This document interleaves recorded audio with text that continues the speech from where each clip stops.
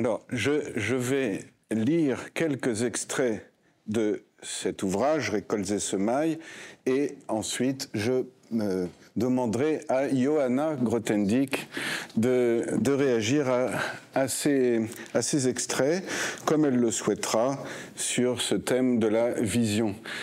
Ainsi, donc ça c'est la citation qui est sur l'affiche, ainsi le point de vue fécond n'est autre que cet œil qui à la fois nous fait découvrir et nous fait reconnaître l'unité dans la multiplicité de ce qui est découvert, et cette unité est véritablement la vie même et le souffle qui relie et anime ces choses multiples. Mais comme son nom même le suggère, un point de vue en lui-même reste parcellaire. Il nous révèle un des aspects d'un paysage ou d'un panorama parmi une multiplicité d'autres également valables, également réels.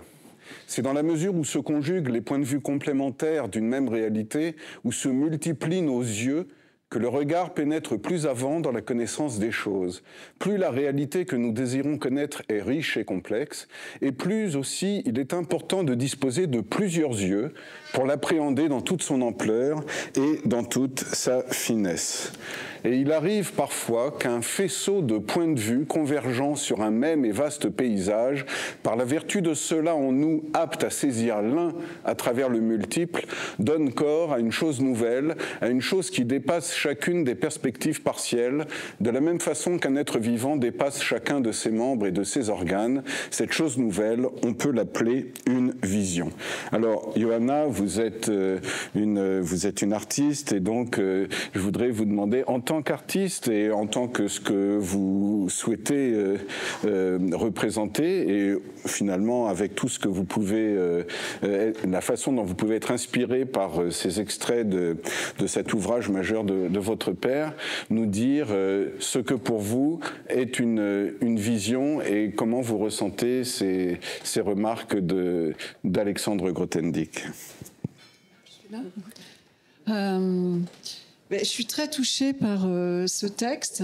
C'est un des passages de Récoltes et semailles que je trouve très inspirant. Et là, j'avais des visions, évidemment, en l'entendant, puisque ça faisait écho, et c'est souvent le cas avec les passages sur la créativité dans Récoltes et semailles, avec mon activité de céramique, puisque là, j'avais l'image du travail sur la sculpture, où évidemment, on a soi-même, quand on la crée, différents points de vue, et qui vont converger vers ce qui va émerger finalement du néant pour advenir. Voilà, donc je crois que ça peut m'arriver de travailler en étant déjà au départ guidée par une vision qui surgit, qui est absolument pas contrôlable, qui peut pas être commandée et qui va pouvoir s'imposer ensuite dans toute la suite de la réalisation, qui peut être guidé par cette vision, mais qui peut aussi être un pas à pas et être en aveugle, hein, et où il y a d'autres sens qui vont rentrer en ligne de compte, l'écoute, qui est très importante de chaque instant, de ce que réclame l'argile qui est sous mes mains, en termes de pression, de retrait, de regard, enfin, il y a vraiment une présence immédiate. Et voilà, je vois la parenté qu'il y a entre ces descriptions avec les différents points de vue et qui font une unité, parce que ça va être une multiplicité finalement de regards qui vont finir par donner l'œuvre au final, quoi. Voilà. Donc la vision, elle n'est pas que visuelle, elle peut être tactile aussi, elle est multisensorielle en fait. Oui, elle est multisensorielle, elle peut être kinesthésique et elle est intérieure. Elle peut très bien se faire les yeux fermés. Très bien. Et je pense à une chose tout à coup, c'est que parmi les nombreuses théories développées par Alexandre Grothendieck, il y en a une qui s'appelle la théorie des dessins d'enfants. Oui. Et je me demandais si il vous avait parlé de ça dans votre enfance. Non, jamais. Non. Le rapport que je peux faire avec ça, c'est que il tapait énormément à la machine, et du coup, il tapait que d'un côté, et toutes ces feuilles brouillon, on va dire, parce qu'après c'était repris, c'était mis au propre. On en avait des stocks et derrière on faisait des dessins d'enfants, nous, à la maison. Voilà. Et du coup, j'en ai retrouvé jusqu'à l'IHES où il y avait des dessins de nous, les enfants grothendieck. Alors moi, Alexandre surtout. Et j'en ai encore d'ailleurs dans mes petits archives personnelles, j'en ai très très peu. Et je me suis demandé s'il y avait un rapport entre ça et la théorie, mais la théorie, elle m'échappe complètement parce que je ne sais même pas à quoi elle correspond. Mais, non, c'est pas une théorie très simple. Hein. Elle n'est pas aussi simple que ce que le nom de la théorie pourrait suggérer. Mais il lui arrive souvent de parler de la pratique des mathématiques comme d'un art. Il parle de l'art, de notre art à propos des mathématiques. Et ça, justement, qu'est-ce que ça évoque pour vous? Et aussi, peut-être, je me permettrai, vous n'êtes pas obligé d'y répondre, mais une question un petit peu plus personnelle, c'est est-ce que vous avez été attiré par cet art-là? Les mathématiques? Oui. Très brièvement. J'ai adoré la théorie des ensembles.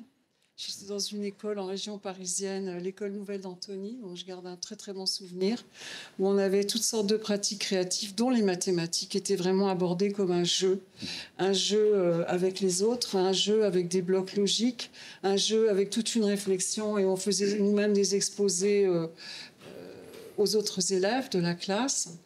On avait une grande liberté, et cette liberté, elle régnait aussi autour des mathématiques, et c'est ce qui me les a rendues attractives. Et puis très très vite, au collège, ça s'est complètement refermé dans des pratiques que je trouvais stériles, qui m'ennuyaient énormément. Et je demandais à mon père, mais à quoi ça sert de faire des maths? Et il me disait, mais ça sert à faire plaisir à ceux qui en font. Et moi, ça m'énerve, moi, ça ne m'énerve pas du tout. Donc ça nous ramène à cette idée d'art et de jeu, parce que pour lui, il y avait aussi un aspect du jeu dans les mathématiques. Il se régalait à faire ça.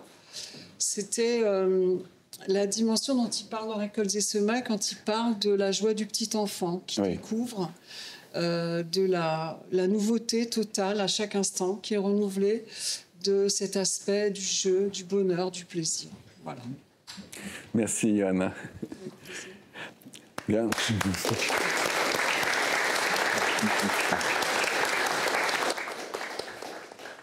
Alors, je vais me tourner maintenant plus vers la dimension proprement mathématique et vers nos mathématiciens, à commencer par Alain Caunes avec une question forte. Qu'est-ce qu'un topos? Bon, très bien. C'est une bonne question, je pense. Vous m'entendez là? D'accord. Et je me permettrai même peut-être d'utiliser le tableau. Donc, il y a des craies en fait, oui, il y a des craies.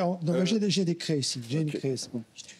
Voilà. Donc, en fait, ce que je vais essayer de vous expliquer, c'est en quel sens c'est un concept extraordinaire. En fait, si vous voulez, il arrive très rarement qu'un concept mathématique dépasse le cadre mathématique et atteigne un niveau presque philosophique. C'est le cas des topos. Et la raison pour laquelle, après je vous dirai en plus en détail, mais la raison pour laquelle c'est le cas, c'est que ça introduit un changement total de paradigme. Ce changement est le suivant. Si vous voulez, avant les topos, quand on considérait un espace topologique, un truc comme ça, voilà, si vous voulez, on le regarde. On le regarde et on essaye de le comprendre en le regardant.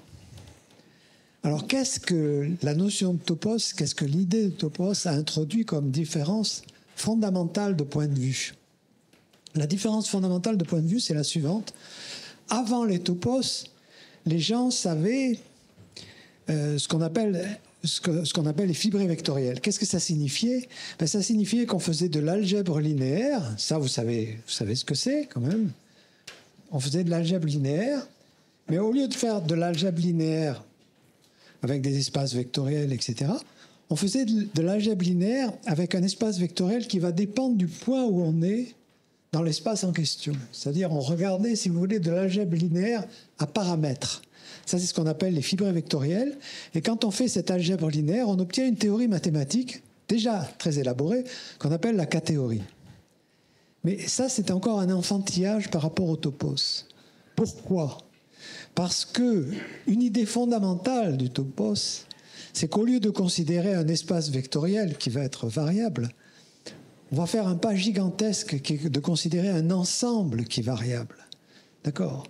Donc, Johanna parlait de la théorie des ensembles. Et bien maintenant, on va faire de la théorie des ensembles à paramètres. Donc, on va regarder un ensemble qui dépend du point où on est, du point X où on est. D'accord ? Qui dépend de X.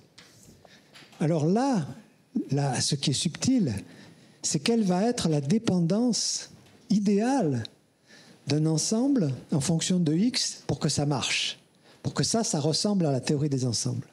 Et ce pas-là, il a été franchi par un mathématicien français qui s'appelle Jean Leray. Et c'est Jean Leray qui a trouvé la bonne dépendance en question. Et pour que, je veux pas vous faire un long discours, mais je veux vous faire sentir ce qu'est cette dépendance.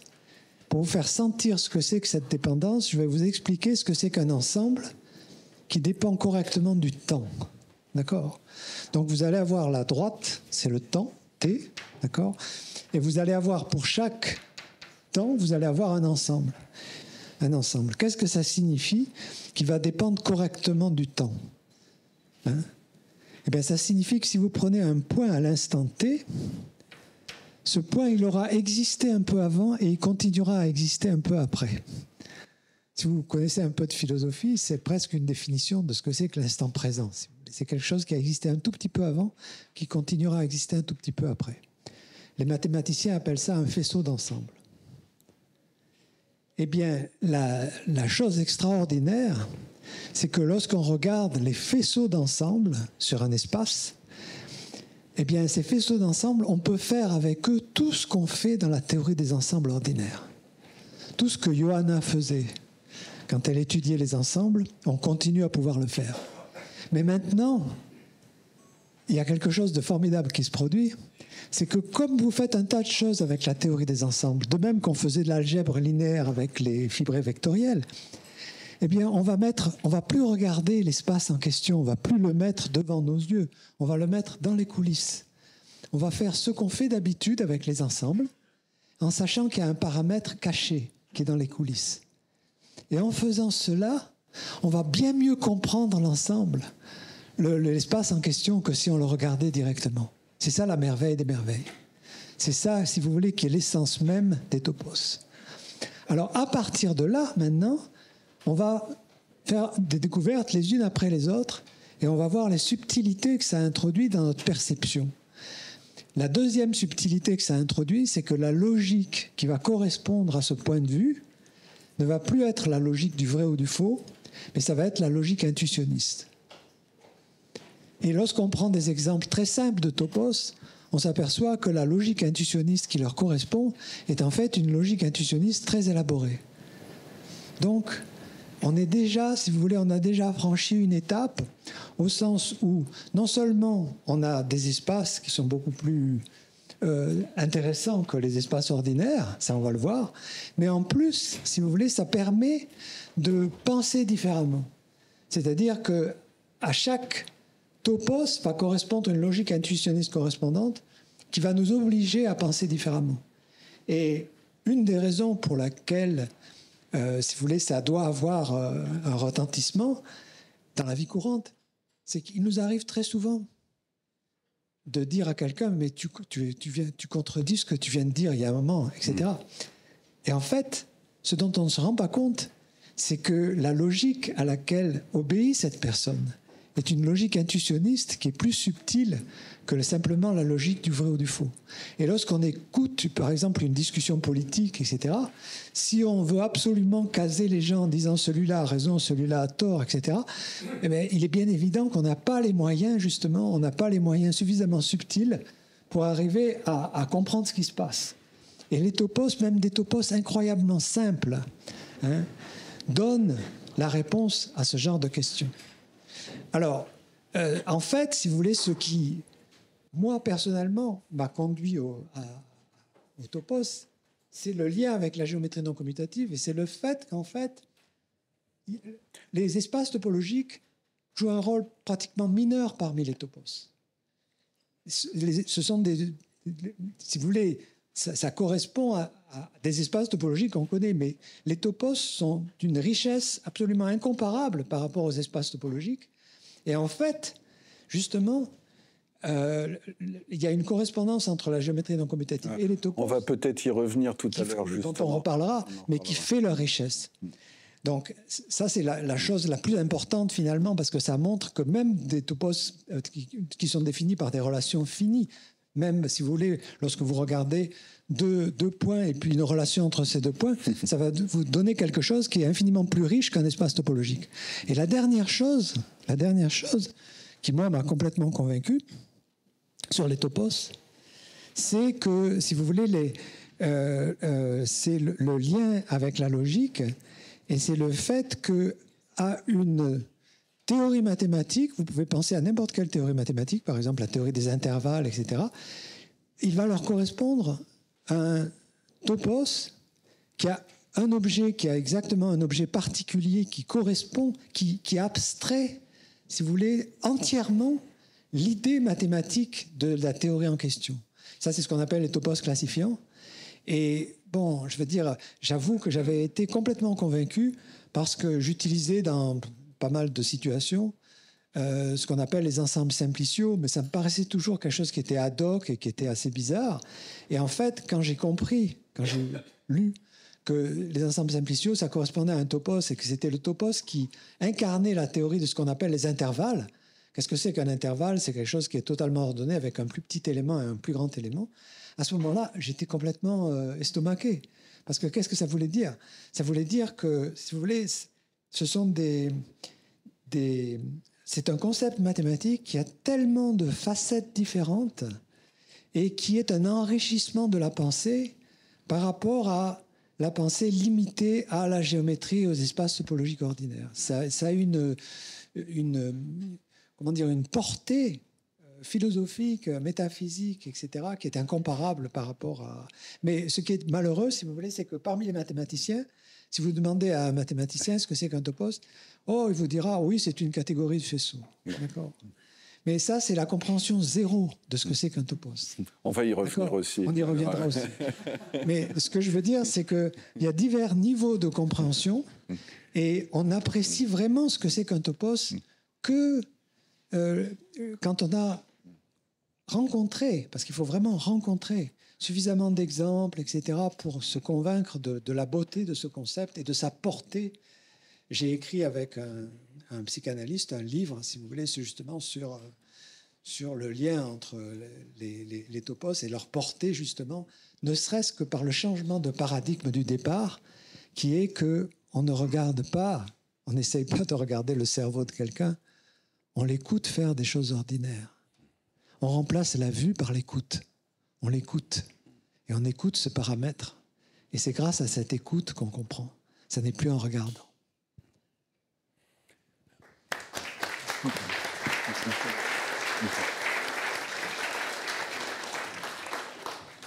Alors, dans la citation qui est encore à l'écran, il est question de faisceau de point de vue. Vous voyez comment cette expression peut inspirer des commentaires de la part de l'artiste, de la part d'un premier mathématicien, et puis on va encore avoir deux points de vue différents. Je ne suis pas sûr qu'il y aura des contradictions réellement entre ces différents points de vue, mais du moins seront-ils complémentaires? Donc je me tourne maintenant vers Laurent Laforgue. Et pour vous, comment parleriez-vous des topos? Pourquoi cette notion est importante? Voilà, que souhaiteriez-vous partager avec nous pour nous donner un point de vue, un regard peut-être un petit peu différent et complémentaire de ce qui vient d'être dit? Alors, je vais le faire à travers les citations qui ont été faites, qui inspirent énormément de réflexions, de réactions. La première que je formule, qui je pense est évidente pour nous tous, mais elle mérite d'être soulignée, c'est la beauté littéraire de ces citations. Tout à l'heure, dans son intervention, Matteo Carmona a dit Alexandre Grothendieck, écrivain et mathématicien. Et là, c'est magnifiquement illustré.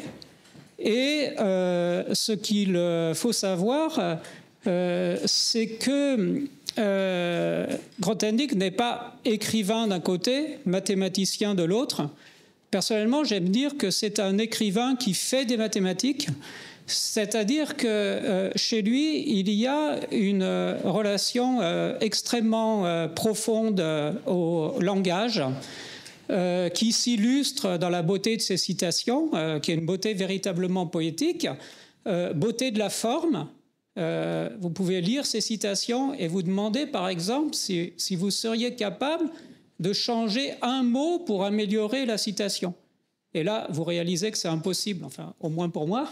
Mais ce n'est pas seulement la forme, c'est également le fond, c'est-à-dire que chaque phrase qui a été lue tout à l'heure donne à penser.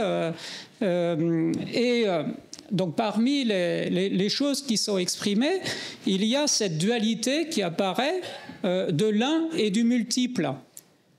Ici, je souligne un autre point, c'est que cette manière d'organiser la pensée en mettant deux choses en relation et en tension est caractéristique de la manière de Grothendieck. Si vous lisez par exemple Récolte et Semaille, qui est là devant vous, vous verrez que la plupart des paragraphes ont un titre en deux parties. Même le livre d'ailleurs, vous voyez, Récolte et Semaille. Là, l'un et le multiple. Et donc, la raison pour laquelle mon attention est particulièrement attirée par cette dualité, par cette tension, par cette polarisation que Grothendieck exprime, c'est que, justement, la notion de topos que Grothendieck a découverte est une manière, une incarnation mathématique de la relation entre l'un et le multiple. Donc, cela a déjà été dit, les topos permettent de marier des points de vue sur un même objet. Par exemple, Alain a fait ce petit dessin au tableau. Il a exprimé l'idée qu'un topos permet de voir une certaine réalité mathématique élémentaire, les ensembles, avec paramètres. Donc ce paramètre, c'est un point, et quand le point varie, ce qui lui est associé varie avec lui, et chaque point exprime un point de vue différent sur le topos. Mais ce que je suis en train de vous dire là, ce n'est pas seulement une analogie, ce n'est pas une métaphore, c'est que dans la réalité des topos, il y a effectivement une notion mathématique de point, et quand on commence à étudier un topos toujours incarne une certaine réalité, et ces points tels qu'ils sont définis rigoureusement correspondent exactement à des points de vue. Et dans l'autre sens, quand on cherche à embrasser une certaine réalité mathématique, on a différents points de vue sur elle, eh bien, un rêve que l'on peut avoir, c'est de comprendre ces différents points de vue comme les points d'un topos qu'il s'agit de définir. Donc là, quand je vous dis ça, d'ailleurs, je pense à des projets très précis que Olivia a et moi avec elle, dans lesquels nous sommes associés actuellement. Donc, vous voyez ce que je suis en train de vous dire. Lorsque je vous parle de lorsque, citant Grothendieck, je m'arrête sur ces mots unité, multiplicité, réalité au singulier et point de vue au pluriel. Tout ceci, que vous soyez mathématicien ou pas, vous parle. Ce sont pas. Alain a dit avec raison que les topos vont au-delà des mathématiques, qu'ils ont une dimension philosophique, mais c'est aussi, vous voyez, quand on dit philosophie, on peut comprendre tout de suite quelque chose de savant, quelque chose de difficile, mais quand on dit unité et multiplicité, réalité et point de vue, c'est une expérience concrète, simple, fondamentale que nous avons chacun, qui ne dépend pas des études que nous avons faites. C'est une expérience qui est constitutive de la vie humaine. Vous voyez, on est là en train de parler de quelque chose qui est en quelque sorte en amont, qui nous constitue, qui est antérieur à toute connaissance, qui est une expérience fondamentale de la vie. Et ce qu'il y a d'extraordinaire, enfin, ou l'une des choses extraordinaires qu'il y a avec les topos, c'est que cette réalité élémentaire a une incarnation mathématique. C'est-à-dire que les topos ne sont pas des objets vagues. Ce n'est pas une rêverie. Ce sont des choses qui sont bien définies. La notion de point d'un topos ou de point de vue sur ce topos est une notion mathématique. On peut travailler avec, on peut calculer avec. Elle est, comme toujours, comme tout ce qui fait partie des mathématiques, d'une précision absolue. Et pourtant, elle incarne mathématiquement ces expériences fondamentales de l'esprit humain. Donc vous voyez qu'ici, il y a 3 pôles qui se dessinent. Il y a le pôle des expériences humaines qui sont pré-mathématiques, qui remontent, qui sont déjà des expériences de l'enfance. Il y a le pôle philosophique, qui peut être plus ou moins savant. Et puis, il y a l'incarnation mathématique. Et ces choses-là sont mises en relation. Comme Alain Cohn, comme Olivia, comme, je pense, d'autres personnes présentes ici, je considère la notion de topos comme une sorte de miracle des mathématiques. C'est-à-dire vraiment l'une des plus grandes notions qui ont été introduites dans l'histoire des mathématiques, comme par exemple la notion de groupe, c'est-à-dire la formalisation de l'idée de symétrie. Alors, je crois que c'est le bon moment pour moi. Je m'étais promis d'être impitoyable au niveau du temps, mais vous ne pouvez pas savoir avec des médailles Fields, c'est très difficile. Heureusement qu'il n'y en a que 2 ici. mais on va revenir. Mais effectivement, voilà. C'était bien de m'arrêter parce que j'aurais pu continuer longtemps. Merci. Alors, je vais lire une citation supplémentaire et demander à Olivia Caramello de rebondir là-dessus. La vision unit les points de vue déjà connus qu'il incarne et elle nous en révèle d'autres jusque-là ignorés, tout comme le point de vue fécond fait découvrir et appréhender comme partie d'un même tout une multiplicité de questions, de notions et d'énoncés nouveaux. Alors, mea culpa, j'ai lancé tout à l'heure Alain Cohn puis Laurent Laforgue sur les topos en prononçant le mot qui n'avait été jusque-là pas prononcé et donc comme si ça allait de soi que parlant de vision, on devait parler des topos. Et c'est la question que j'ai envie de poser à Olivia Caramello. Qui dit vision dit topos pour Grothendieck et pour vous? Oui. En fait, si vous lisez Récolter Semailles, vous voyez que pour Grothendieck, vision signifie topos. Il y aura des citations qui clarifieront ce point. En fait, il y a des développements très intéressants par rapport à l'articulation entre vision et outil. Et donc, plus précisément, Grothendieck se réfère au formalisme et au langage général des topos comme la vision, alors que les instruments techniques qui sont découlés de cette vision, tout particulièrement l'étude systématique générale de la cohomologie et tout particulièrement de la cohomologie étale, ça pour lui c'est l'outil. Donc voilà, et il donne extrêmement d'importance à la vision comme quelque chose de fécond. Vous voyez que dans cette citation, il est question de fécondité, qui est un critère fondamental pour Grothendieck pour évaluer une démarche mathématique et donc la qualité d'une théorie mathématique. Une théorie mathématique doit être quelque chose de dynamique, doit être quelque chose de vivant, doit être quelque chose qui nous permet d'engendrer de nouvelles connaissances et aussi de relier des connaissances déjà données.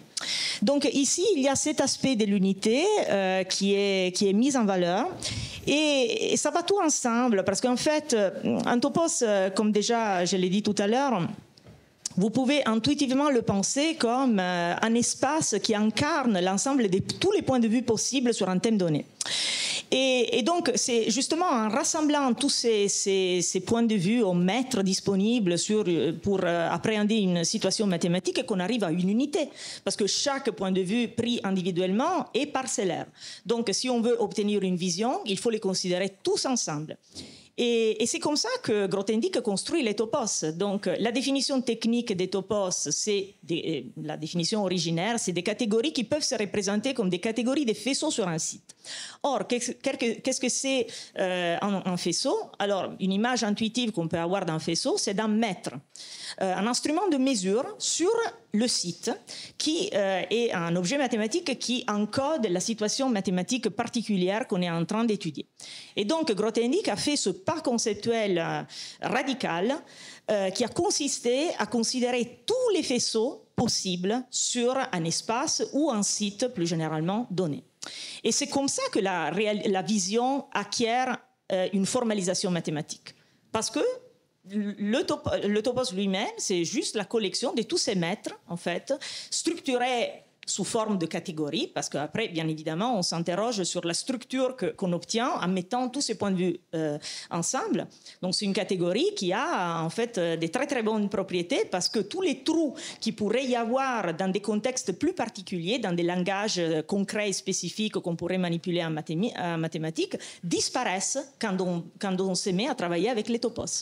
Les topos sont des mondes mathématiques qui sont complets, du point de vue vraiment de leur structure interne. Ça veut dire que vous n'avez pas de trou, vous pouvez effectuer essentiellement toutes les opérations qui vous semblent naturelles d'effectuer. Donc, en fait, il a été question de théorie des ensembles, donc, et Alain, justement, a mis en valeur cet aspect des topos, comme quoi toutes les opérations familières que vous êtes habitués à faire sur les ensembles, en fait, vous pouvez les reproduire dans un topos quelconque. Donc, les topos constituent vraiment des mondes mathématiques nouveaux, avec quand même des propriétés spécifiques, avec des logiques qui, en général, sont des logiques très riches, nuancées, comme d'ailleurs Alain l'a souligné. Et qui donc permettent de formaliser aussi des notions de vérité subtile, une articulation entre vérité locale et vérité globale, entre vrai et faux, donc avec plusieurs degrés de vérité. On peut avoir une infinité de valeurs de vérité dans des topos. Donc, c'est des notions qui réalisent vraiment l'idée générale de vision, mais qui en même temps sont des objets techniquement très sophistiqués et très profonds, au sens qu'on peut vraiment calculer avec les topos. Voilà, donc il y a beaucoup de dimensions philosophiques et beaucoup de principes philosophiques et d'exploration mathématique que les topos incarnent. Et bon, on n'a pas le temps d'approfondir tous les aspects, mais j'espère de vous avoir donné quand même envie d'approfondir le sujet. Bien, merci Olivia.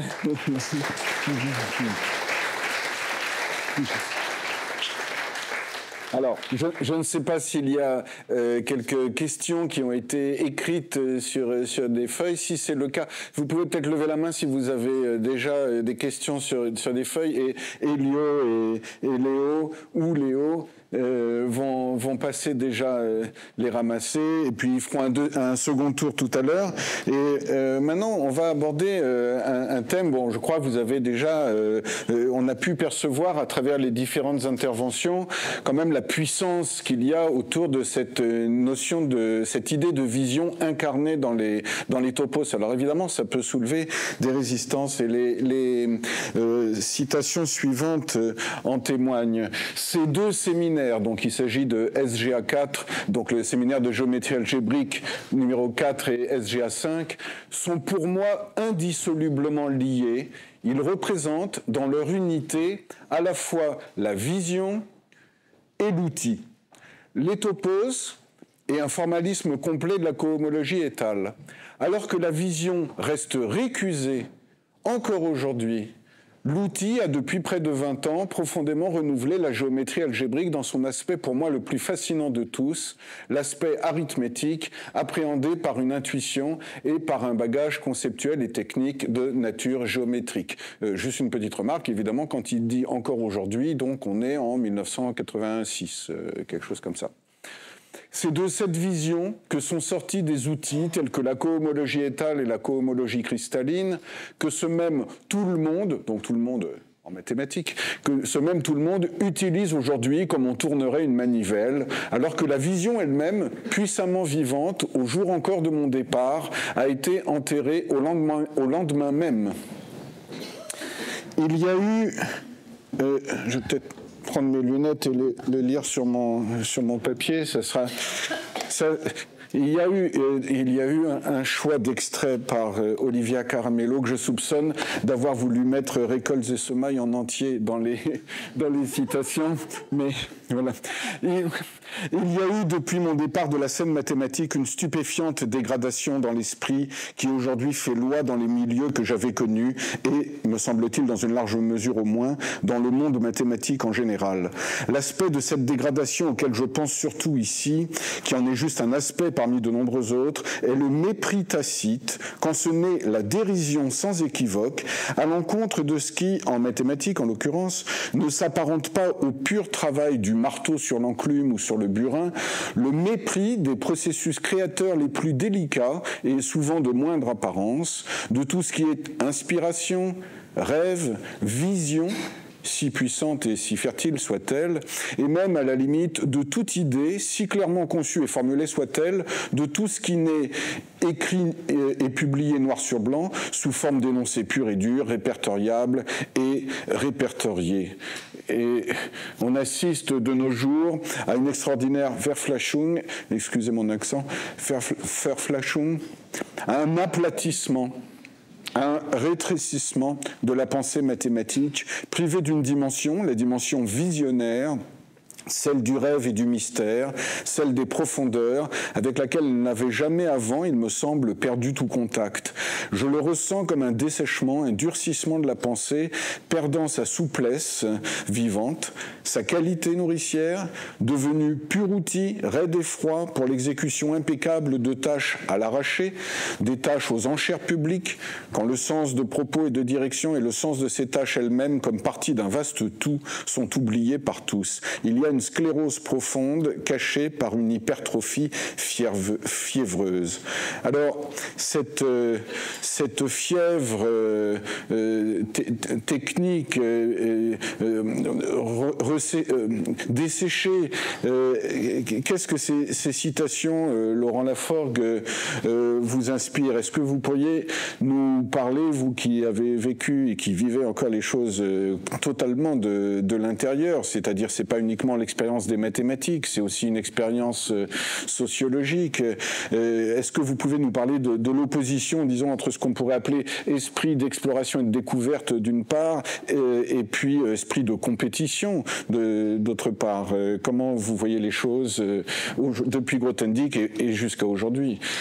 Disons que la réalité de ces citations, c'est une chose dont j'ai été témoin privilégié maintenant depuis de nombreuses années. À vrai dire, j'avais lu Récoltes et Semailles déjà quand j'étais étudiant, donc ça avait produit sur moi une très forte impression, évidemment. Mais je pensais à l'époque que sur un certain nombre de points, Grothendieck exagérait. Ou que les erreurs, les fautes qu'il dénonçait, en quelque sorte, avaient été corrigées, ne serait-ce que par l'existence de Récoltes et Semailles. Je pensais que des personnes avaient pris conscience qu'elles avaient fait fausse route, et donc faute d'en avoir été témoin, sauf moi-même d'avoir été victime, je me rends compte aujourd'hui, a posteriori, qu'à l'époque, je n'avais pas pris vraiment au sérieux ces affirmations de Grothendieck. Et j'ai été amené à réviser mon jugement des années après, donc presque 20 ans après l'époque où j'avais commencé à être étudiant, quand j'ai fait la connaissance d'Olivia, d'abord à l'IHES, et que donc Olivia, qui depuis sa thèse avait travaillé entièrement dans ce domaine des topos, qui m'a fait découvrir tout de suite des aspects des topos qui en fait existaient depuis très longtemps, depuis même avant la naissance d'Olivia, mais dont je n'avais jamais entendu parler. Tout à l'heure, Alain a dit que l'une des raisons essentielles qui lui avait fait comprendre l'intérêt et la puissance des topos, c'était la notion de topos classifiant, c'est-à-dire la possibilité d'associer un topos à n'importe quelle théorie mathématique. Donc la possibilité de passer du langage à la géométrie, quelque chose d'absolument incroyable. Donc un passage qui, en quelque sorte, est un passage du langage au sens, et un sens qui s'incarne dans un objet géométrique. Donc ces choses-là, je les ai découvertes grâce à Olivia, elles m'ont immédiatement extrêmement frappé. Vous voyez que les mots avec lesquels je vous les décris aujourd'hui, c'est les mots par lesquels moi, ou Alain également l'a exprimé, justement, nous exprimons notre propre vision de l'impression que les topos ont produit sur nous. Et donc j'étais stupéfait que personne ne m'ait parlé de cela. Immédiatement, j'ai cherché à partager mon enthousiasme, donc pour cette réalité, les topos classifiants, également pour l'idée visionnaire qui avait inspiré tous les travaux d'Olivia, ce qu'elle appelle la technique des topos comme pont, c'est-à-dire la possibilité de relier les contenus de sens de plusieurs langages à travers un topos commun. Donc quelque chose d'extrêmement simple, quelque chose qui n'est pas une prouesse technique. Vous voyez, une idée que je peux exprimer en quelques mots. Et là, à ma grande stupeur, je me suis rendu compte que non pas tous, mais la majorité des mathématiciens ne me comprenaient pas du tout. Alors, attention, pas tous. Je me souviens très bien, par exemple, une fois d'avoir fait un exposé sur le sujet à Gromov, et je voyais les yeux de Gromov tout brillants. Donc lui comprenait instantanément.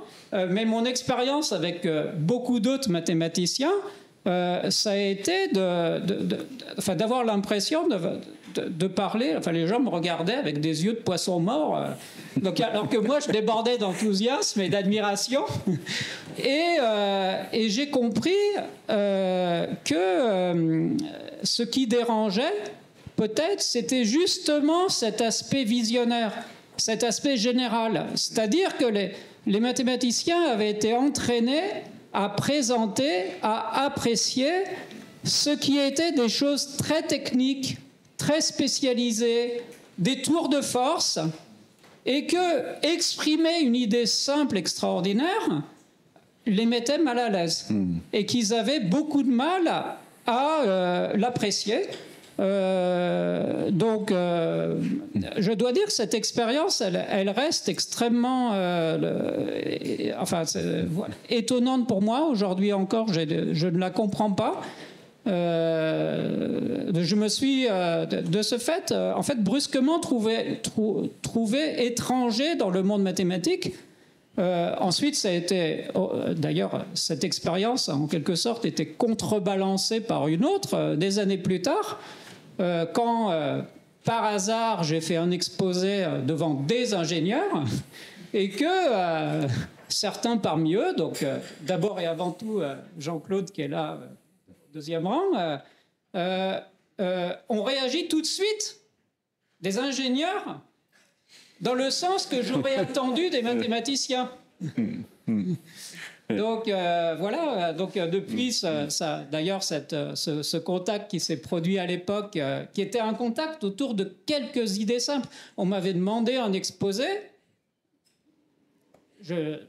devant des ingénieurs, Je pensais que je ne pourrais pas les intéresser.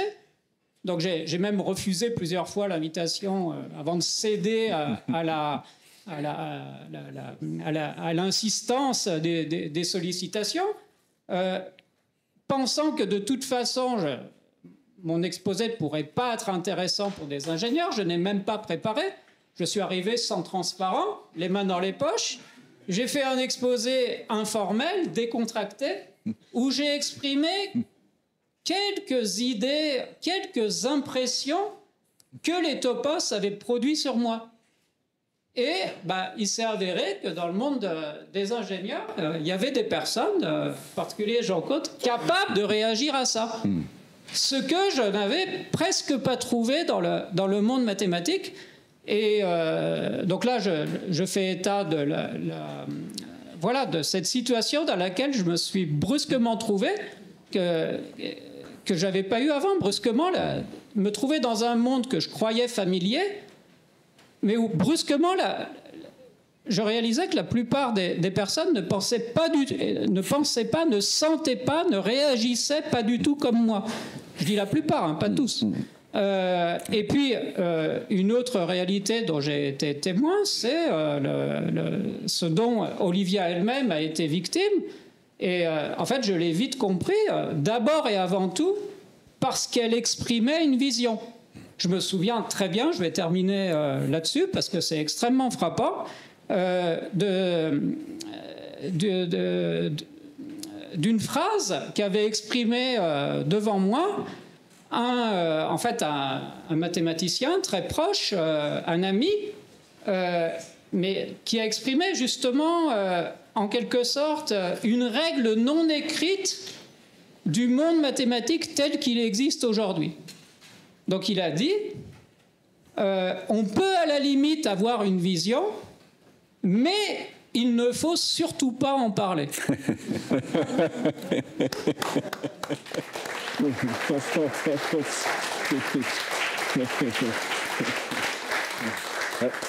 Bon. Moi qui suis en poste dans une école d'ingénieurs, je confirme qu'on y trouve des esprits parmi les plus ouverts, les plus curieux, et j'apprécie beaucoup les remarques qui viennent d'être faites de ce côté-là, en tout cas. Je vais lire encore une citation avant de demander à Olivia justement de prolonger cette réflexion, disons, socio-psychologique, si vous voulez. Voilà. Ce déséquilibre de la pensée est un signe parmi d'autres d'un déséquilibre plus essentiel et d'un vide, d'une carence plus profonde. Ce n'est pas Ce n'est pas un hasard si ce dessèchement de la pensée s'est propagé et installé au cours des 2 dernières décennies, en même temps que se sont érodées les formes coutumières de la délicatesse et du respect dans la relation entre les personnes. Et ce n'est pas non plus un hasard si ce vent de mépris qui s'est levé et dont j'ai enfin senti le souffle s'est accompagné d'une corruption plus ou moins généralisée dont je ne finis pas depuis plus d'une année de faire le tour. Alors comment passe-t-on, disons, d'une position intellectuelle de rejet ou d'incompréhension vis-à-vis d'un concept comme les topos à des attitudes dans la réalité de la vie des gens? C'est un peu sous cette forme que j'ai envie de vous poser la question, Olivia. Oui, c'est pas un sujet très agréable, à vrai dire. Comme vous pouvez l'imaginer, ça peut prendre plusieurs formes, que ce soit des campagnes de dénigrement, blocage d'articles, de publications, rejection à des postes. Disons que je fais le tour, moi aussi, de tout ce qui était possible au niveau de l'hostilité académique. Oui, ça a été très, très intense parce que moi, en fait, ce conseil-là de ce mathématicien célèbre, j'étais là, en fait. Et donc, je l'ai eu directement, ce conseil, mais je ne l'ai pas suivi, pour 2 raisons. En premier lieu, c'était trop tard, parce que moi, la vision, je l'ai affichée en 2010, c'est-à-dire un an après ma thèse. C'est peut-être ça, en fait, qui m'a valu tous ces problèmes. Mais aussi parce que, du point de vue éthique, pour moi, c'était pas acceptable.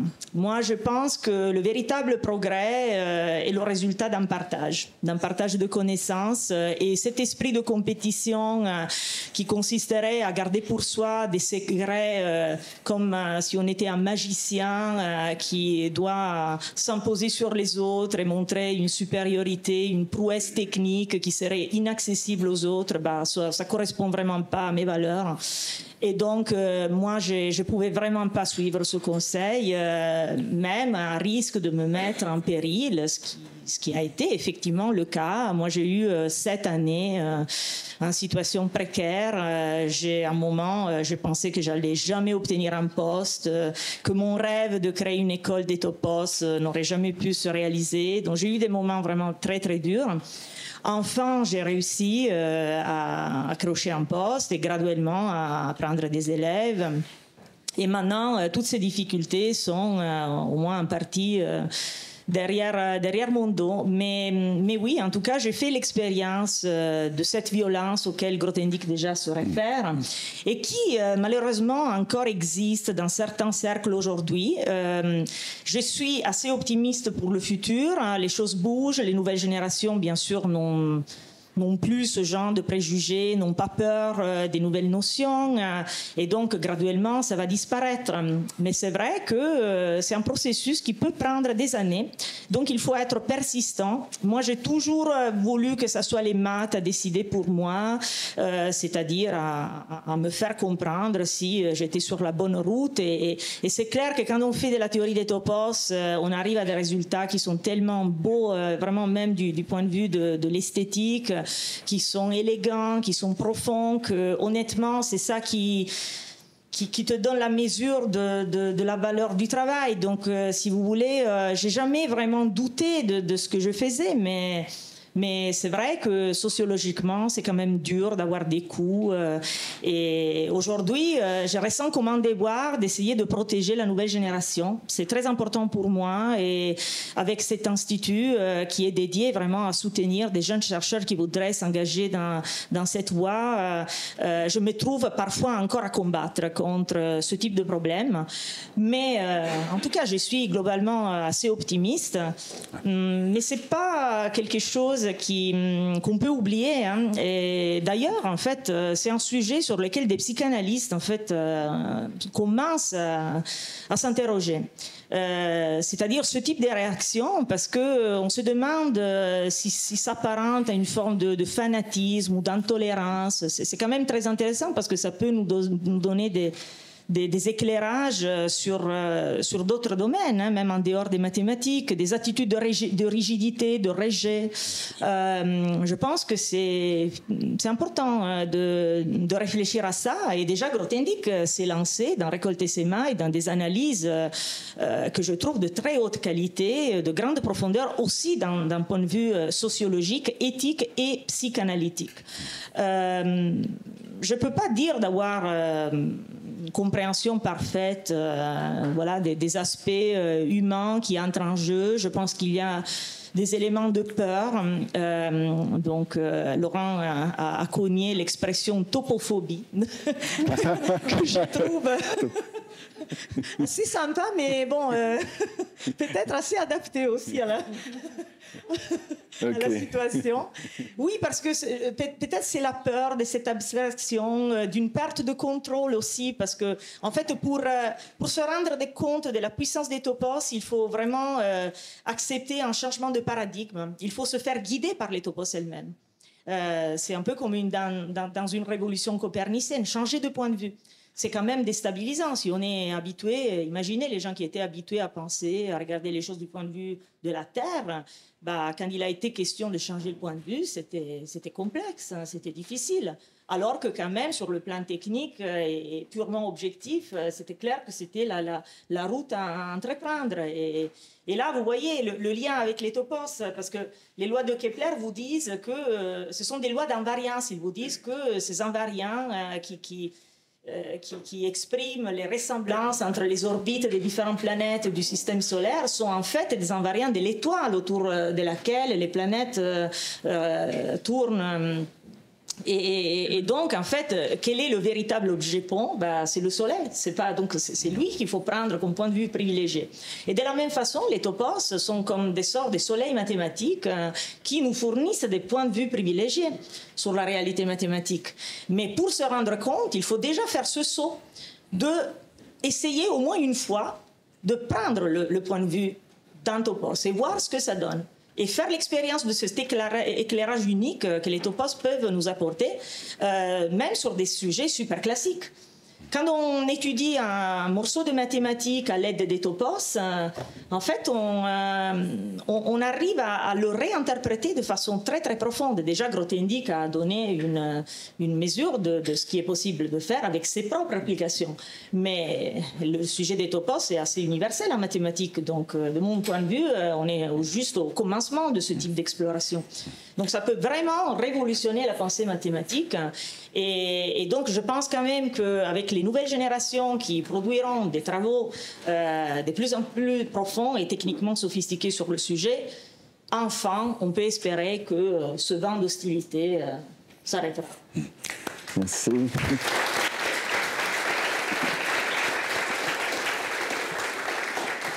Alors, effectivement, qui dit révolution, puisque vous avez utilisé le mot, dit résistance, mais enfin, s'il y a une topophobie, votre optimisme sera en tout cas contagieux. Et je me tourne vers Alain Cohn, parce qu'on a évoqué des aspects avec Grothendieck, de l'activité intellectuelle rationnelle, qui est celle des mathématiques qu'on évoque rarement, qui sont plus du côté du rêve, de l'intuition, de ce qu'il appelle la part féminine de l'esprit. Comment est-ce que vous, dans vos recherches, vous vous apprêtiez tout à l'heure à évoquer la géométrie non commutative, comment, dans vos recherches personnelles, vous envisagez ces dimensions? Est-ce que vous y êtes confronté? Comment ça se passe pour vous? Alors, je voudrais parler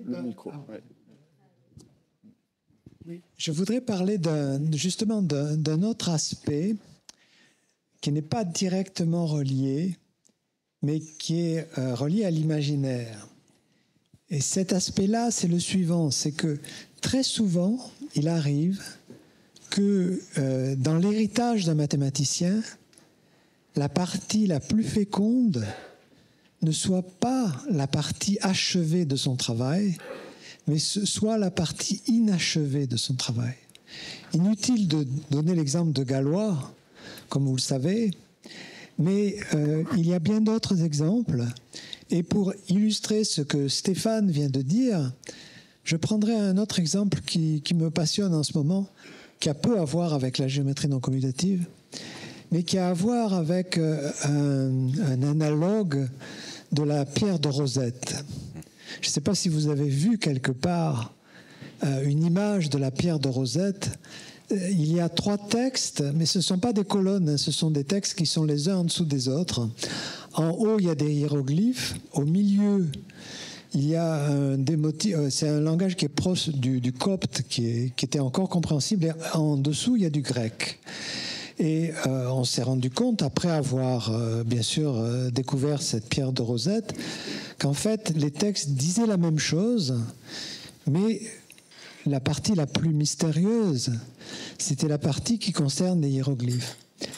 Alors, en mathématiques, il y a un tel ensemble de textes très, très, très comparables. Et dans la partie la plus basse, qui correspond au grec, si vous voulez, c'est ce que je vous ai montré tout à l'heure, c'est-à-dire ce qu'on appelle des surfaces de Riemann, et sur lesquelles, après Jacobi, Abel, etc., les gens avaient compris qu'il y avait une théorie extrêmement belle, qui est la théorie du corps des fonctions méromorphes sur ces objets. Et en particulier, je veux dire, il y a un fameux théorème qu'on appelle le théorème de Riemann-Roch. Ensuite, dans la partie médiane, il y a ce qui, après Artin, Haas, André Weil, etc., a été la compréhension, l'essai de compréhension purement algébrique des travaux de Riemann et qui a débouché sur, si vous voulez, ce qu'on appelle la géométrie, cette fois, qui se fait sur des cordes galois. Les Anglais appellent les corps finis des cordes galois. En français, c'est presque, si vous voulez, dérangeant, on pense à galois.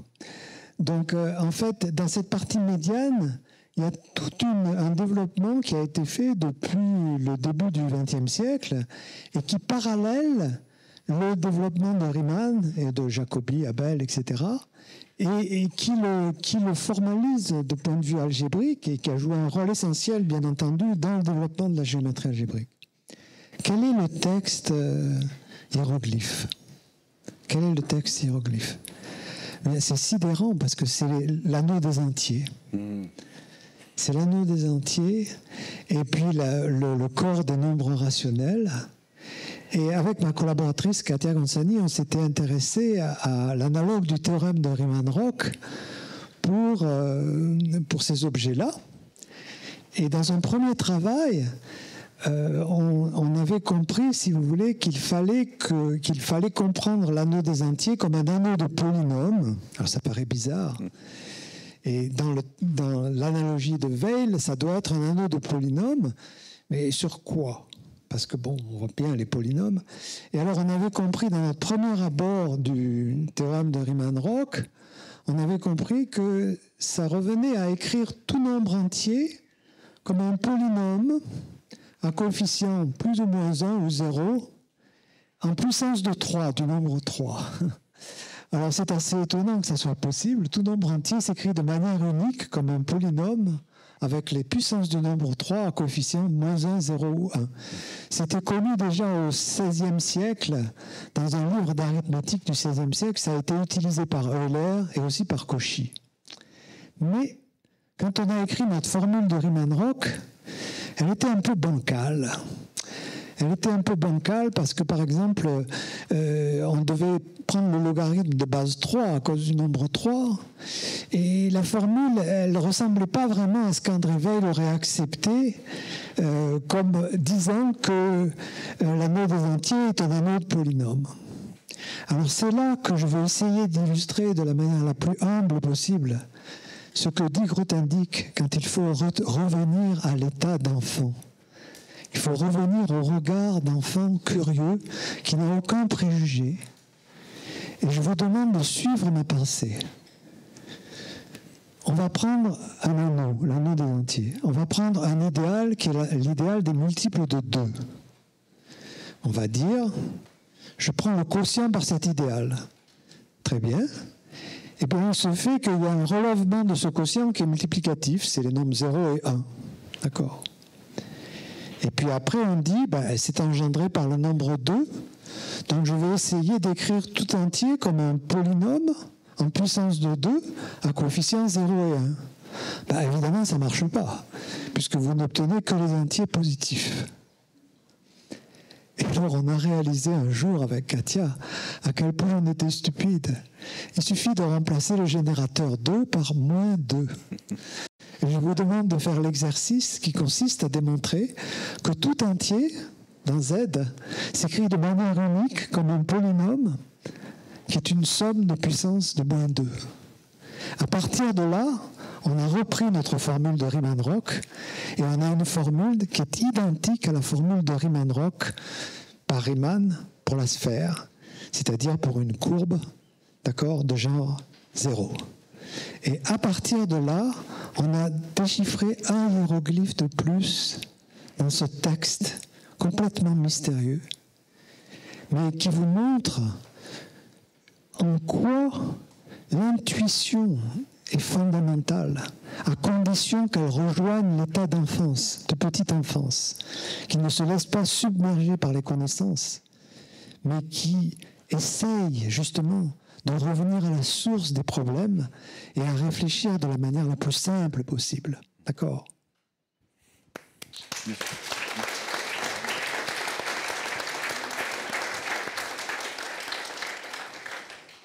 Alors, je propose qu'on aborde un dernier thème mathématique, mais mathématique au sens où les mathématiques peuvent être aussi bien ce qu'on appelle, à tort ou à raison, les mathématiques pures d'une part, les mathématiques appliquées d'autre part, à moins que ce d'une part et ce d'autre part ne soit pas justifié.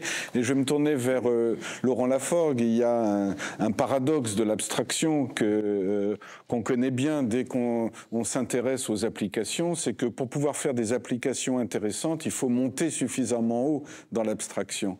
Est-ce que vous pourriez, j'ai pas de citation là immédiatement à vous proposer, mais est-ce que vous pourriez élaborer un peu, parce que justement, vous, d'une certaine façon, on pourrait dire que dans votre trajectoire, vous êtes passé, vous me contredirez éventuellement, des mathématiques pures aux mathématiques appliquées.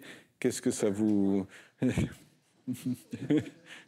Je suis passé du monde académique au monde des ingénieurs, d'une façon que je n'aurais jamais pu prévoir. Et d'abord et avant tout, comme je l'ai dit tout à l'heure, parce que j'ai trouvé dans le monde des ingénieurs une écoute, une innocence, une capacité de saisir des idées simples, essentielles, qui, en fait, à mon grand regret, enfin que j'avais pas trouvé de la même manière dans le monde académique. Alors, la question de l'abstraction, disons pour moi, elle évoque tout de suite beaucoup de choses. D'abord, une phrase que mon père prononçait quand mes frères et moi étions enfants. Il disait le concret, c'est de l'abstrait devenu habituel. Donc c'est une bonne manière de se rassurer avec l'abstrait. Alors, l'abstraction est un mot que, bien sûr, on peut associer à Grothendieck. Les mathématiques de Grothendieck sont particulièrement abstraites. Elles sont certainement parmi les plus abstraites qui existent. La notion de topos dont on parle depuis tout à l'heure, c'est la définition a été citée au passage. Un topos, c'est une catégorie équivalente à une catégorie de faisceaux sur un site. Donc, quand on entend ça, ça paraît absolument effrayant. C'est extrêmement abstrait, on se demande ce que ça a à voir avec la géométrie, avec la topologie, puisque Grothendieck en même temps a choisi le mot topos pour signifier en particulier que pour lui, le véritable objet d'étude de la topologie, ce sont les topos. Mais quel rapport avec cette définition? En fait, je peux vous dire que cette définition des topos, elle provoque un rejet de beaucoup de mathématiciens parce qu'elle leur paraît trop abstraite. Je ne crois pas me tromper en disant ça. Cependant, voilà. Oui, donc il y a ce grand degré d'abstraction dans cette définition, comme dans d'autres définitions de Grothendieck. C'est certainement l'une des définitions les plus abstraites de Grothendieck. Et donc, une chose importante à dire est que la recherche de Grothendieck est une recherche de pensée pure. Grothendieck n'est pas un scientifique au sens où on l'entend depuis Galilée. Ce n'est pas quelqu'un qui se confronte à l'expérience ou qui essaie d'induire à partir de l'expérience. Dans sa manière de rechercher, il est beaucoup plus proche, à mon avis, enfin c'est l'interprétation que je propose, de la science classique. Donc c'est une pensée pure qui se développe dans un monde extrêmement abstrait, et il se produit un miracle, c'est que cette pensée d'une abstraction extraordinaire rejoint le concret. Donc aujourd'hui, vous voyez, comme j'ai dit, j'ai quitté le monde académique pour un monde d'ingénieurs, pour une entreprise on peut dire qui appartient au monde industriel, en fait qui est très intéressé par les topos. Et aujourd'hui, à l'intérieur par exemple, ici, il y a personne présente, Aurélien, qui donne un cours d'introduction au topos, Aurélien Sagnier. Ce cours d'introduction au topos qui a commencé il y a 5 mois, au mois de janvier, est suivi encore aujourd'hui par 700 personnes, principalement des ingénieurs de Huawei. C'est-à-dire un public qui serait en fait impossible à trouver dans le monde académique.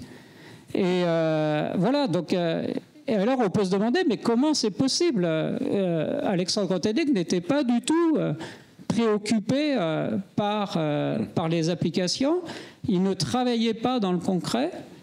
Et la réponse, me semble-t-il, c'est que, enfin comme il le dit lui-même, il cherchait la compréhension. Et en fait, il est allé tellement loin dans la compréhension que, par voie de conséquence, ses travaux débouchent sur le concret, débouchent sur, comme on dit, des applications, donc d'abord et avant tout en mathématiques. Vous voyez, ça a été dit plusieurs fois, il y a cette topos, cette idée générale des topos, la théorie générale des topos, et puis des invariants particuliers qu'il a été possible d'introduire dans le cadre des topos, comme ceux de la cohomologie étale, et d'autres théories cohomologiques introduites par Grothendieck.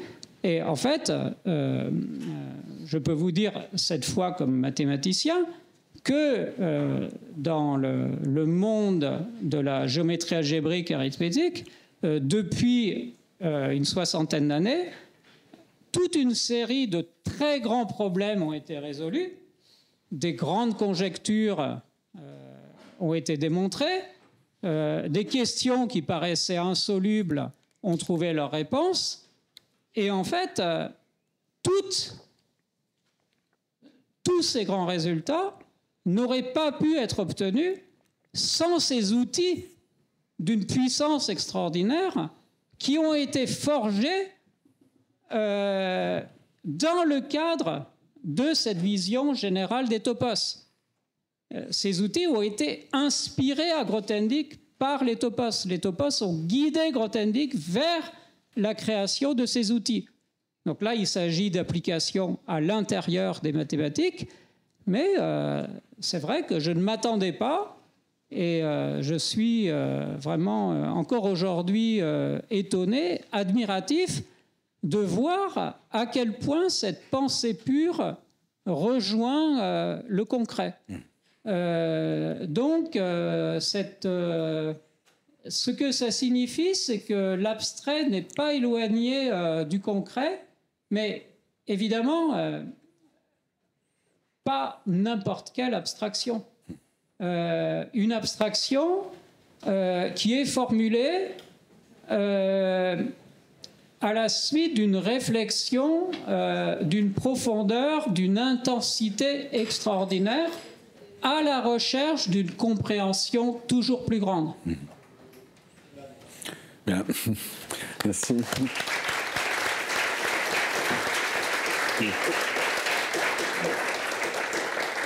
Alors, pour conclure, avant de passer aux questions, on va voir comment ça se déroule pour les questions. Ça va certainement se dérouler en quelque sorte à cheval entre l'amphi et le cocktail. On va voir. Je n'ai pas eu de petits papiers qui soient arrivés jusqu'au moi, mais ah si, il y en a. Il y en a avec Elio ou Léo. Je confonds toujours Elio et Léo. Bon, enfin, alors, donc je voudrais, pour conclure, avant qu'on passe aux questions, il y en a effectivement un certain nombre, me tourner vers Johanna, et parce que vous êtes finalement investi dans la mise en valeur de l'héritage d'Alexandre Grothendieck, puisque vous êtes membre de l'Institut Grothendieck, et justement, je voulais vous interroger sur l'avenir de l'héritage de Grothendieck numérique, pas seulement donc du point de vue mathématique, mais de façon générale. Je pense que ça serait une bonne façon de conclure cette partie de la rencontre que de vous entendre sur cet aspect.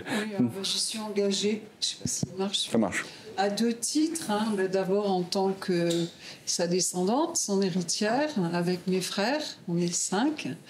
Et puis, bien entendu, comme j'ai intégré l'Institut Grothendieck avec Olivia, Laurent, Alain, ça donne une possibilité aussi de développement qui est beaucoup plus grande qu'à titre de particulier comme nous sommes, mes frères et moi, puisque c'est une institution qui peut porter des projets officiels, s'allier avec d'autres institutions et réaliser un certain nombre de choses de façon facilitée. Du coup, il y a le centre d'études grothendickiennes dont on a vu Matteo Carmona faire la présentation. Là, je suis ravie que ça existe parce que ça va permettre des publications. Ça permet déjà de rassembler beaucoup d'éléments et en les rassemblant ensuite de pouvoir les diffuser, les divulguer, les faire connaître, les répandre à l'international puisque c'est une dimension internationale, la pensée grothendickienne. Il y a alors aussi, pas directement en lien avec l'Institut, un certain nombre de réalisations qui ont été possibles depuis le décès de mon père, notamment dans le domaine des publications. Alors l'Université de Montpellier qui a mis sur son site la majorité des archives qui leur ont été remises. Donc ça, vous pouvez consulter sur le site, il y a énormément de documents, dont certains sont très peu connus. Le jour de la mise en ligne, il y a eu 10 000 visites sur le site de l'Université de Montpellier, ce qui montrait qu'il y avait vraiment une attente comme d'une terre assoiffée, la pluie. Voilà, après je vais prendre quelques notes parce qu'il y a eu pas mal de choses. Oui, alors pour revenir à la Fondation, le site internet de la Fondation ouvrira prochainement, celui du Centre d'études grothendickiennes et qui offre énormément de ressources avec toutes les références des travaux réalisés. Il y a un des projets du Centre d'études grothendickiennes qui est un apport financier, un soutien scientifique à la traduction italienne de Récoltes et Semailles. Alors, au niveau des publications en livres, on a le premier volume de Pursuing Stacks à la Société mathématique de France, avec le deuxième qui est en préparation. Récoltes et Semailles, dont on a abondamment parlé et cité des passages chez Gallimard, est paru fin 2021 avec une édition augmentée cette année. Il y avait 80 pages additionnelles qui ont été retrouvées par son ancien élève Jean Magloire, qui ont été ajoutées, et des traductions, toujours de Récoltes et Semailles, vers le russe, l'italien et l'anglais. La transcription de la conférence qui a été donnée au CERN en 1972, qui s'appelle « Allons-nous continuer la recherche scientifique ?», qui est parue aux éditions Le Cendre.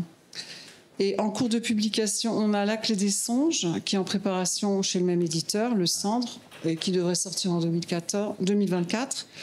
Les prénotes de résidus et dualité présentées par Robin Hartshorne à la Société mathématique de France, qui devrait sortir cette année ou en début d'année prochaine. Et en projet, Réflexion sur la vie et le cosmos, donc c'est son œuvre dernière, inédite, et qui provient des manuscrits tardifs de Lasserre. Voilà. Et puis il y a aussi un projet en cours. Alors je sais qu'il y a des personnes qui sont dans la salle pour les éditions ou rééditions d'œuvres mathématiques qui tendent vers les œuvres complètes. On a indiqué gentiment Laurent Laforgue de ne pas prononcer le mot d'œuvre complète par CNRS Éditions. Donc voilà, ça fait pas mal de choses en cours. Et puis j'espère qu'il y aura de fructueuses collaborations autour de tous ces projets et de nombreux lecteurs pour ceux qui ont déjà été publiés. Voilà. Superbe.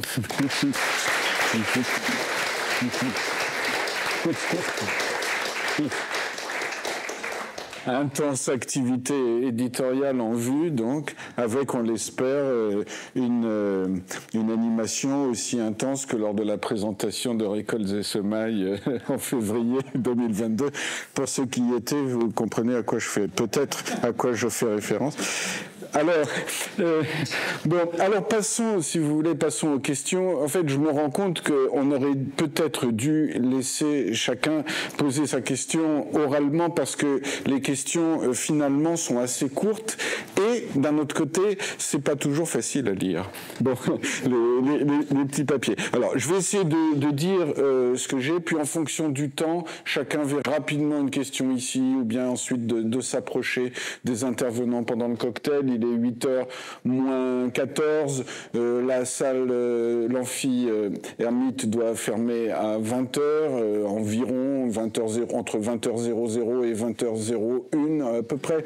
Donc, on va essayer de s'y tenir. Alors, il y a une question que j'arrive à lire, ça c'est très bien écrit, bravo, je parle juste de la lisibilité. Quelle place pour les topos en physique? Bon, voilà une première question. Donc, je vous laisse réfléchir. Est-ce que vous aimeriez répondre à cette question ou pas? Il y a des questions techniques sur les limites, enfin limites pas au sens mathématique, mais les limites des topos classifiants dans l'exploration de théorèmes mathématiques. Et la question est précisée en parlant de morphogenèse, c'est-à-dire topos et morphogenèse, si vous voulez. Bon, une question alors là qui est technique sur univers de Grothendieck et topos, parce que la notion d'univers de Grothendieck, c'est une notion un peu technique. Bon, voilà. Alors, la théorie des topos est-elle tributaire de l'univers de Grothendieck? Donc, c'est les questions de taille, le genre de questions qu'en général on aime bien éviter. Bon, mais voilà. Alors, oui. Je lis ici que Grothendieck, au dernier moment de sa vie, a abandonné les mathématiques. Ça, je ne sais pas. Hein. Bon, cette discipline de la théorie de la connaissance alors, attendez, j'arrive pas tout à lire. Civilisation humaine, décivilisation. Bon, alors, voilà, je donne les mots-clés, puis vous voyez ce que ça... Bon. Alors, est-ce que la vision touche finalement à l'invisible et la question du réel? Vision, rêve, fécondité, qu'en est-il donc de la dimension en quelque sorte féminine des mathématiques? Je vois qu'il est aussi question d'angoisse, l'enterrement, et qu'en pensez-vous? Ah, c'est Nathalie, où est-elle? Nathalie Charot. Ah, voilà. Donc,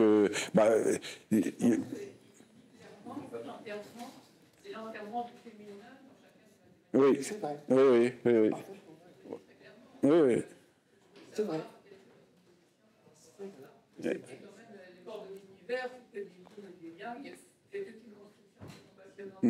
C'est très vrai. Voilà. Ok.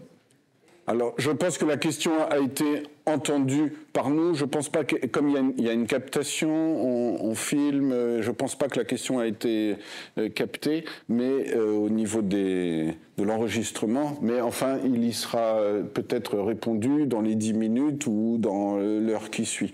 Voilà, il y a une question aussi sur Grothendieck et les probabilités. Et bon, j'ai à peu près fait le tour des papiers que j'ai là. Est-ce que parmi toutes ces questions, il y a des choses auxquelles... Oui. La première. Sur la physique. Ça marche, ça? Oui. Non. Oui, ça marche, d'accord. Oui, alors effectivement, c'est une question extrêmement intéressante. Pour la raison suivante, c'est que on peut, comme j'avais essayé de l'expliquer, voir, si vous voulez, du fait que dans un topos, on peut mettre l'espace dans les coulisses. On peut voir le topos comme l'incarnation d'un aléa. D'accord? C'est-à-dire que sur la scène, il va se produire ce qui se produit d'habitude en théorie des ensembles.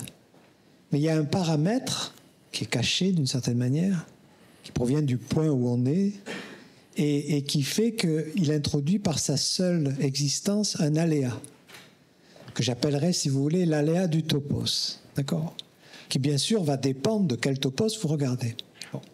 Or, dans le quantique, il y a une situation exactement semblable à celle-là, et pour mieux vous la décrire, pour que ça vous reste en tête, il y a des ingénieurs suisses qui ont fabriqué un petit app qu'on peut mettre sur son iPhone et qui est un générateur de nombres aléatoires qui est absolument inviolable. Pourquoi il est inviolable? Parce qu'il est basé sur le fait qu'un photon va aller toucher une cellule photoélectrique ou pas, plusieurs, et que ça, c'est absolument non reproductible à cause du principe d'incertitude de Heisenberg.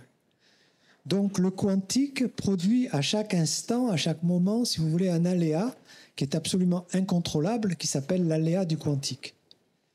On a d'ailleurs écrit un livre avec mon professeur Jacques Dixmier et puis ma femme qui s'appelle, si vous voulez, dans lequel on a un énoncé très très fort qui est que l'aléa du quantique est le tic-tac de l'horloge divine. C'est-à-dire que cet aléa, c'est ça qui est à l'origine du passage du temps. D'accord? Alors, ces deux aléas ne sont pas les mêmes et pour le moment, si vous voulez, donc l'aléa du quantique qui correspond à ce qu'on appelle la géométrie non commutative, alors que les topos, si vous voulez, ils incarnent ce dont je parlais tout à l'heure, c'est-à-dire un aléa qui est plus de nature combinatoire. Pour le moment, les essais qui ont été faits pour relier les deux sont totalement non convaincants, mais il est clair que ça devrait être fait, que c'est très difficile et qu'il ne faut pas se laisser impressionner par, si vous voulez, les essais qui ont été faits et qui ne sont pas du tout convaincants. Mais c'est un problème extrêmement intéressant. Donc c'est une question très, très intéressante. Si vous voulez, il y a une différence entre les deux. C'est que dans le quantique ou dans la géométrie non commutative, on est à la place réelle. C'est-à-dire qu'on travaille avec les nombres complexes, alors que dans les topos, on est indépendant de quel coefficient on va prendre. Donc il y a une différence qui est quand même fondamentale au départ. Mais c'est tout. Je peux peut-être rebondir là-dessus, toujours en restant sur le thème des possibles relations entre topos et physique. En fait, en physique, un rôle essentiel est joué par les dualités. Les dualités entre différents formalismes qu'on peut utiliser pour décrire en fait, le monde physique. Si on croit en tout cas à l'existence d'une réalité dans une certaine mesure. Et donc, en fait, les topos donnent lieu à une théorie générale des relations entre différentes théories mathématiques. Parce que on a parlé de la notion de topos classifiant, donc il peut s'avérer que des théories différentes aient le même topos classifiant, et ça veut dire qu'ils décrivent dans des langages différents les mêmes structures. Et dans une telle situation, c'est naturel d'utiliser le topos classifiant commun comme un pont pour faire des transferts entre ces différents formalismes. Et donc, je pense qu'une piste très intéressante d'application, c'est l'étude des dualités en physique du point de vue des topos. Un autre thème qui me semble très intéressant à approfondir, c'est le thème des paradoxes qui sont liés en fait aux fondements classiques des mathématiques sur lesquels la plupart de la physique repose.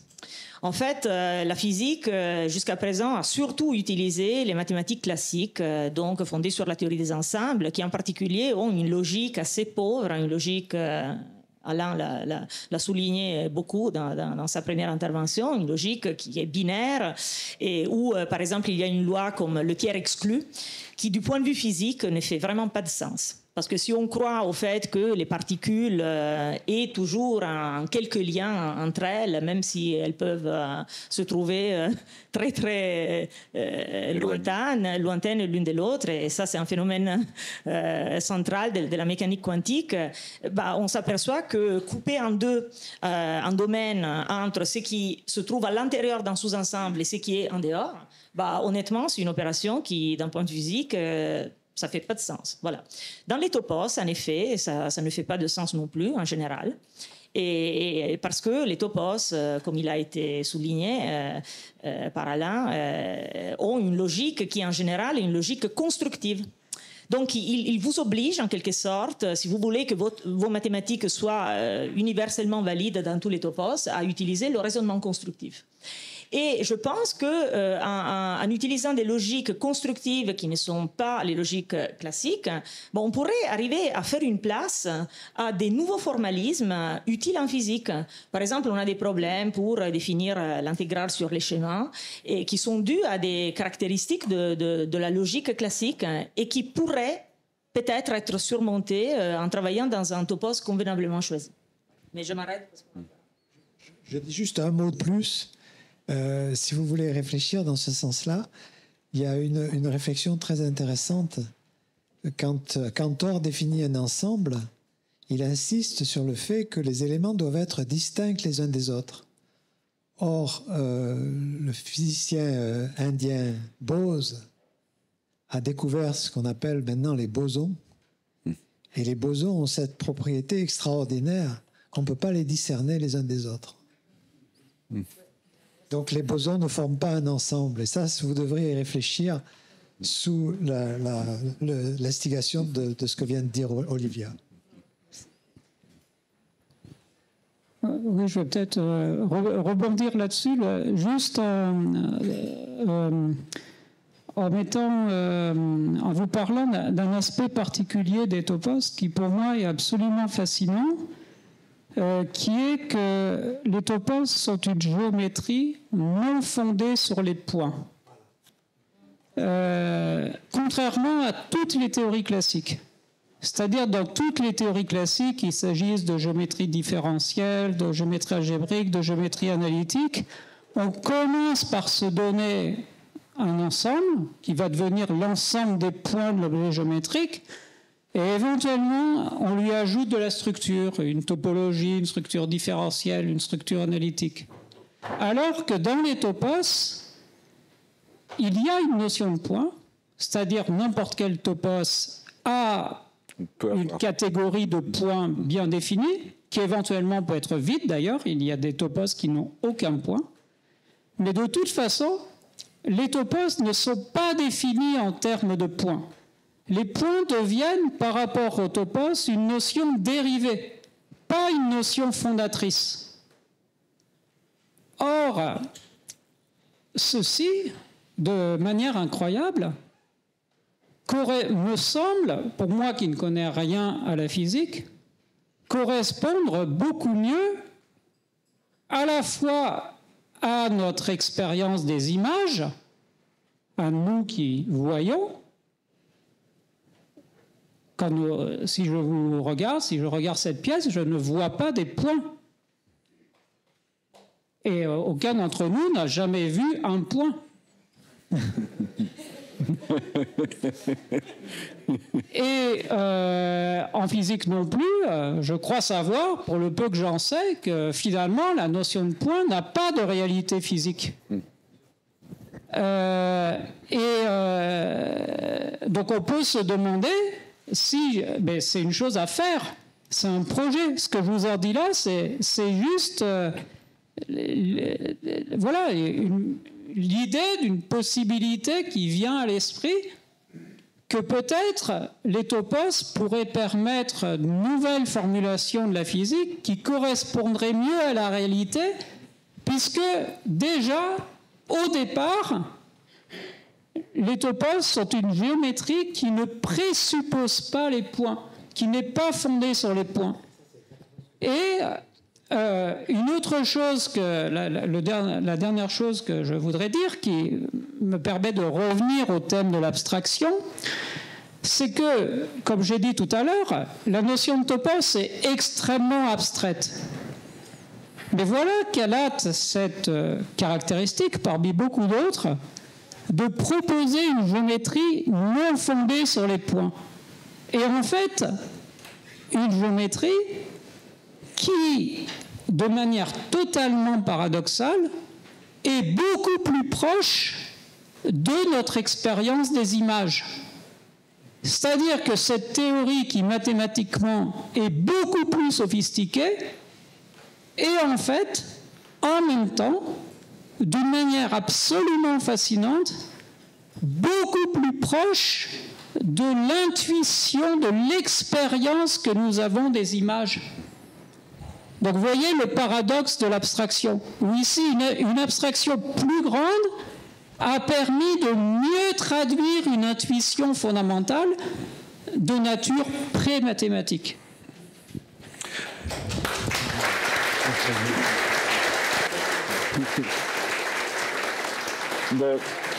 Écoutez, je propose que ce soit sur ce point fondamental que nous clôturions cette première partie de la rencontre et avec les remerciements qui ont été écrits ici, mais qu'on peut lire. Remerciements à l'Institut Henri Poincaré, remerciements à Matteo Carmona qui s'est adressé à nous en vidéo, à Alain Cohn, Stéphane Dugafson, Johanna Grothendieck, Laurent Laforgue, à Solange Ainsi, qui est tout en haut et qui nous a beaucoup aidé pour l'organisation, ainsi que Léo Bartoli et Elio Pivet, à Guttuno qui est en régie derrière, c'est-à-dire Quentin, Lazzarotto, Quentin, et puis le Bontadi, comment on dit, ton traiteur sicilien. Voilà, je ne sais pas le dire, mais on va pouvoir le discuter, le déguster tout de suite. Et merci à tous et bonne soirée.